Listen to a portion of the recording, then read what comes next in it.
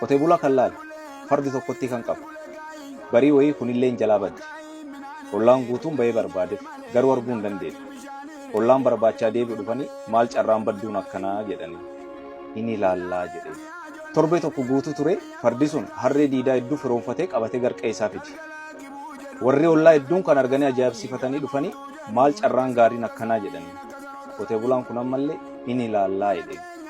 Odoon bubbuleenu ilmi tokkochi inni qabu harree diidaa kan keessa tokko yaabbatee irraa kufee lafee miila isaa fuula lama gargar cabde. Warri ollaa dhufanii mucaayoo gaafatan ammallee jaarsan maal carraan badduun akkana jedhanii. Jaarsi inni ilaallaa jedhe. Torbaan tokko osoo hin turinu waraanii mootummaa dhufee humna waan barbaadaniif dargaggeessa ollaa keessa cufa guurratti jalqabanii mucaa isaa immoo dhiisanii biraa deeman miilli cabaa waan ta'eef.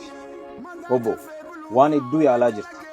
Hedduullee olii gadi ce'aa jirta garuu sii taa'aa hin jirtu. Hiriyoonni kee guutuun si dhiisanii si biraa deemaa jiru.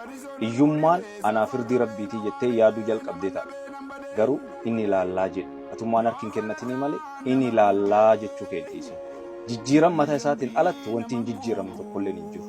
Ka argate hin dhabu, ka dhabelleen hin argatu. Abdiin kutate inni ilaallaa jedhu tattaaffii kee immoo dhaabi. Obbo nam kan argite maqaan isaa Roodan. Roodan Baabiloon keessatti sibiiltumee bula. Kun immoo maateen warqii namaa liqeessa. Yoo ati yeroodhaan hin kaffaliniif mana, lafaa fi horii keessirraa fudhata. Guyyaa wayii mootiin Baabiloon akka Roodaniin kun waraantumuuf ajaje. Roodanis hojii gaarii hojjete. Kanaaf mootichi warqii 50 kaffaleef. Akkuma inni warqii kan argateen obboleettiin isaa dhufte warqii kan kee kan abbaa manaa kiyyaa kennii ittiin hojjetee asii deebisuuti jetteen. Waan shakkeef maateen bir deemee mari'ateen. Maateenis ittiin kennin otoo hin jedhinu seenaa wayiitti. Durii Naanivaay keessa qotee bulaa afaan horii dhagayetu ture jedheen. Guyyaa wayii galchumaan duubatti harreef qotiyyoon isaa otoo waa saanuu dhokatee dhagayee jedhe. Jalqaba qotiyyoon kun harreedhaan ati guyyaa guutuu as ciiftee qamadii hanqootu nyaattaa. Torbaanti yeroo tokko isaan baattee gabaa buutaa. Hojiin kee diqqoodha. Ani immoo guyyaa guutuu qotaa oolaa jedhee itti. Harreen kun deebiste dhugaa keetii. Hojiin kiyya akka keetiitti hin jabaattu. Sun callaa otoo hin taane yeroo hedduu yoo hojiin barbaadin yoo isaan ganama nafa'uu dhufan akka waan na dhukkubee fakkeessee gangaladhaa. Achii na dhiisu guyyaa guutuu boqotaa oolaa itti himte. Qotiyyoon kunillee gorsarree kan fudhate bariisaa yoo isaan isxamaduuf dhufan akka waan dhukkubee fakkeessee gangalachuu jalqabe. Qotee bulaan kun immoo galgal waan isaan haasawaa waan dhaga'ee fi qotiyyoo kan dhiise harree kan xamadee ittiin qotaa oolee gale.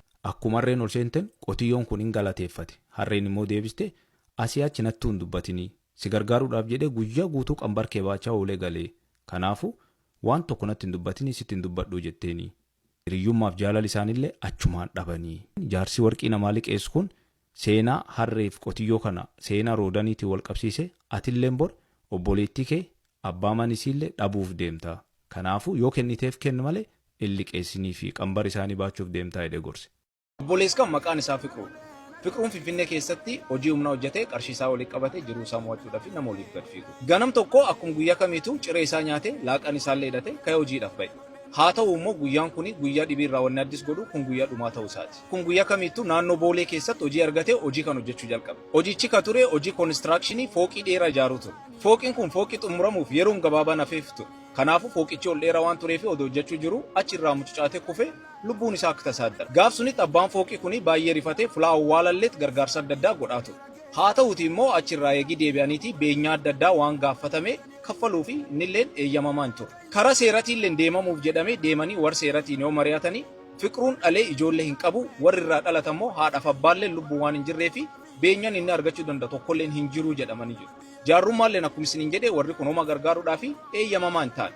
Akkanaan lubbuun isaa bilaash taati jechuudha. Aneen Fiqruu fi obboleessi isaallee dhuunfaadhaan beeka. Kanaafuu obboleessi isaa lubbuun obboleessi kiyyaa baddee akkanatti nafini piliis sagalee naa ta'ii jedhee na gaafate kanaaf qabadhee isin dhiyaadhe. Piliis nami seeraa kan isin beektan yoo jiraate viidiyoo kan qooddadhaaf. Seenaan akkana akka dhalate furmaata gaarii argatellee kan isin beektan yoo jiraate nu wajjin qooddadhaa Fiqruuf sagalee haa taanu isiniin jedha abshiraa jabaadha.